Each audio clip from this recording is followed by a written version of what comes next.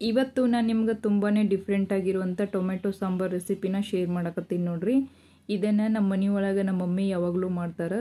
ತುಂಬಾ ಟೇಸ್ಟಿಯಾಗಿ ಬರ್ತೈತಿ ಮತ್ತು ಇದು ಅನ್ನಕ್ಕಂತರೂ ಬೆಸ್ಟ್ ಕಾಂಬಿನೇಷನ್ ಅಂತ ಹೇಳ್ಬೋದು ನೋಡ್ರಿ. ಈಗ ಮೊದಲೇದಾಗಿ ನಾನಿಲ್ಲಿ 2 ಟೊಮೆಟೊನ ಈ ಥರ ಕಟ್ ಮಾಡಿ ತೊಗೊಂಡಿದ್ನಿ. ಇವಾಗ ಒಂದು ಬೊಗೋನಿ ಒಳಗೆ ಅವನ್ನ ಹಾಕಿಬಿಟ್ಟು ಸ್ವಲ್ಪ ನೀರು ಹಾಕಿ ನಾವು ಮೊದಲು ಇದನ್ನು ಕುದಿಸ್ಕೊಂಡು ತೊಗೋಬೇಕು. ಈ ಥರ ನೋಡ್ರಿ, ನಮ್ಗೆ ಸ್ವಲ್ಪ ಮೆತ್ತಗೆ ಕುದ್ದಿರಬೇಕು.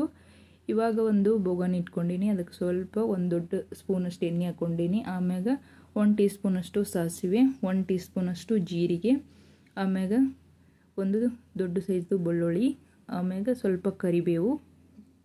ಇದನ್ನೆಲ್ಲ ಬೆಳ್ಳುಳ್ಳಿ ಹಸಿ ವಾಸನೆ ಹೋಗೋ ಥರ ನಾವು ನೀಟಾಗಿ ಮಿಕ್ಸ್ ಮಾಡ್ಕೊತ ಫ್ರೈ ಮಾಡ್ಕೋಬೇಕು. ಆಮ್ಯಾಗ ನಾವು ಮೊದಲೇ ಏನು ಕುದಿಸಿಟ್ಕೊಂಡಿದ್ದೀವಿ ನೋಡ್ರಿ ಟೊಮೆಟೊ, ಅವನ್ನ ಹಾಕೊಂಡ್ಬಿಟ್ಟು ಇವಾಗ ಇದಕ್ಕೆ ನಮ್ಗೆ ಎಷ್ಟು ಬೇಕು ನೋಡ್ರಿ, ನಿಮಗೆ ಎಷ್ಟು ಕ್ವಾಂಟಿಟಿ ಒಳಗೆ ಬೇಕಷ್ಟು ನೋಡಿ ನೀರು ಹಾಕೋರಿ.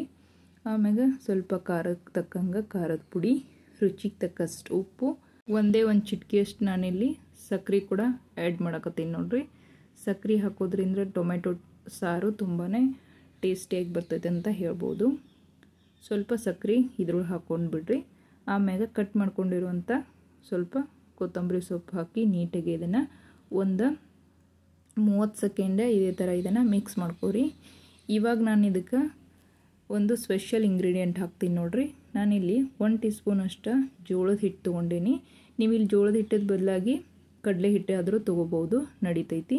ಇವಾಗ ಈ ಥರ ಇದನ್ನು ಸ್ವಲ್ಪ ತಿಳುವಾಗಿ ನೀರೊಳಗೆ ಕಲಿಸ್ಕೊಂಡ್ಬಿಟ್ಟು ಇದ್ರೊಳಗೆ ಹಾಕಿಬಿಟ್ರೆ ನಮ್ಗೆ ಸಾಂಬಾರು ಅನ್ನೋದು ಸ್ವಲ್ಪ ತಿಕ್ನೆಸ್ ಬರ್ತೈತಿ. ಹಾಗಾಗಿ ಈ ಜೋಳದ ಹಿಟ್ಟನ್ನ ಹಾಕ್ಕೊಂಡು ನಾವು ಸಾರು ಮಾಡ್ಕೋಬೇಕಾಕೈತಿ ನೋಡ್ರಿ.